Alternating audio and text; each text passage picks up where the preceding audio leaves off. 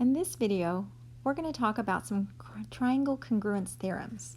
The first one we're going to look at is side, side, side, and then side, angle, side, angle, side, angle, angle, angle, side, also known as side, angle, angle, and hypotenuse leg. One that is not on this list is angle, side, side. This is not a triangle congruence theorem. So if it spells this word, it is not going to prove your triangle is congruent. All right, so let's take a look. It says if all corresponding angles and sides of two triangles are congruent, then the triangles are congruent. However, you can prove triangles are congruent using fewer parts. The first theorem we look at is the side, side, side. If three sides of one triangle are congruent to three sides of another, then the triangles are congruent. And so, going in order, we have side AB is congruent to side DE, side BC is congruent to side EF, and side AC is congruent to DF. And when we're looking at these triangles, AB is congruent to DE. You notice the order that I use the letters in the same order.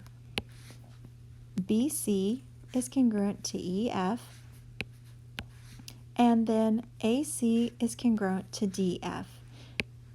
If this is true, then triangle ABC is congruent to triangle DEF. The second theorem is the side, angle, side theorem. It says if two sides and the included angle, included means the one in between, of one triangle congruent to two sides and the included angle of another, then the two triangles are congruent. All right, so notice what we've got. We've got a side, then the angle, and then another side. This is the included angle. It is between the two sides. We have the same situation on this second triangle. We can prove these are congruent by the side, angle, side theorem. So if AB is congruent to DE, and angle B is congruent to angle E, and side BC is congruent to EF, then triangle ABC is congruent to triangle DEF. And again, notice the order of the letters. AB congruent to DE. Then we have angle B congruent to angle E. And then last we have BC congruent to EF. So let's state whether the triangles could be proven congruent, if possible, by side, side, side, or side, angle, side, then write a congruency statement. So let's see what we've got here. We've got QY congruent to CK. Then we have angle Y and angle K congruent. And then YT congruent to KP. Notice the single congruency mark matches up with this single congruency mark on the other triangle. The double congruency mark matches with this, and we have the angle in between.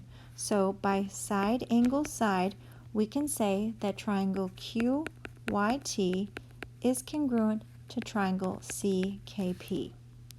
In problem number 2, we have a shared side. Whenever a side is shared, it's congruent to both triangles. So let me put 3 hash marks to indicate that this side in between is congruent.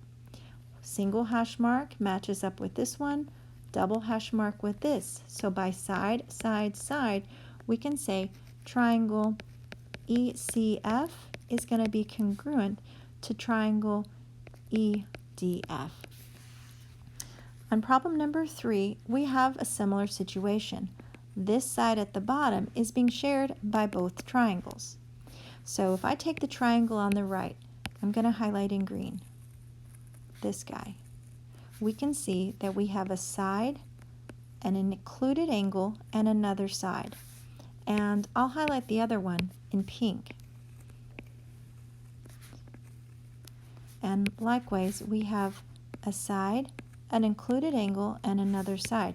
So by side, angle, side, we can say these triangles are congruent. JMK is congruent to triangle LKM.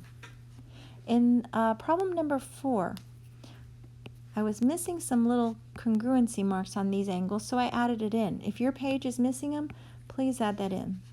So what I'm looking at here is a side congruent to another side,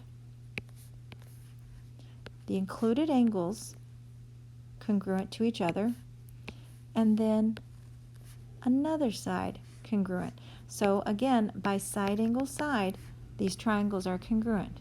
AJD is congruent to triangle AME.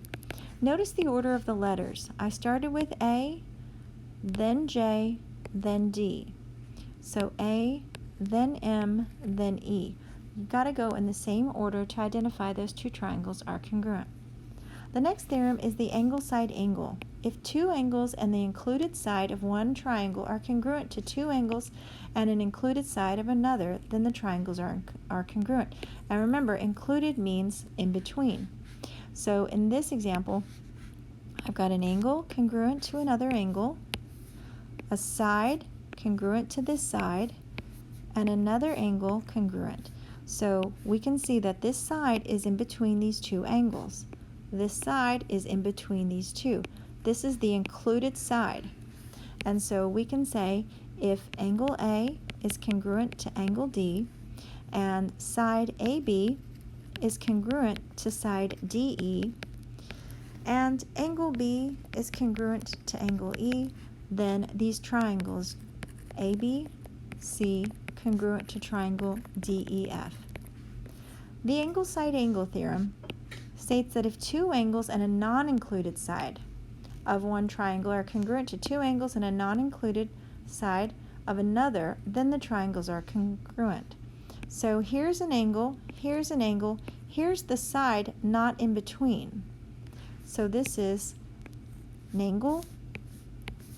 angle, side, angle, side. The side is not in between. We can prove congruency.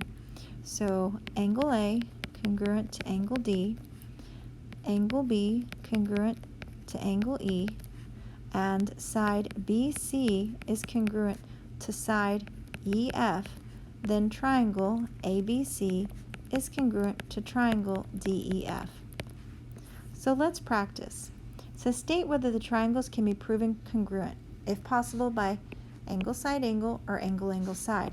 Then write a congruency statement. So let's see what we're given. YZ bisects.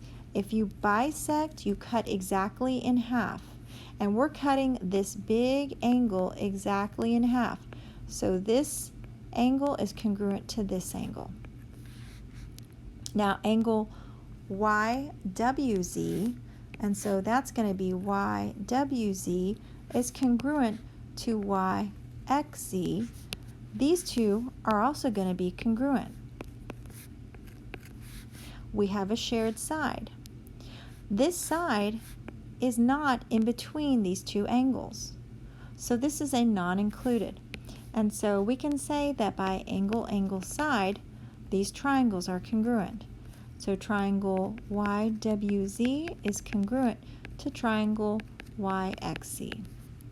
In problem number 2, BAC. So let's see what that looks like. B to A to C, that's this angle here, is congruent to D to C. Oops. Let me try that again. D to E to C. So we know this angle is congruent to this angle. Now, we also have some vertical angles, so I can mark those are congruent. Now, what else do we know? That C is the midpoint of AE. AE is this line right here. If you're exactly in the middle, then you have bisected this segment. And so we have two congruent segments. And so what do we have? We have an angle, a side, and an angle. This side is the included side between these two angles. So we can say by angle side angle triangle, let's see, CAB or let's call it ABC, go in order, congruent to triangle, let's see, EDC. The last theorem that we're going to look at is hypotenuse leg, and this states that if the hypotenuse and a leg of one triangle congruent to the hypotenuse and a leg of another, then the triangles are congruent. So, if BC is congruent to EF and AB is congruent to DE, then triangle ABC is congruent to triangle DEF. All right, so again, let's investigate a little closer. We have BC, and we know that that's the hypotenuse congruent to EF. The hypotenuse is always across the box. So this is your hypotenuse. I'm just going to abbreviate with HYP. There's your hypotenuse. The leg that we're given that's congruent is AB, and we can see it's got those two congruency marks. Congruent to DE. Then we know that these triangles are congruent.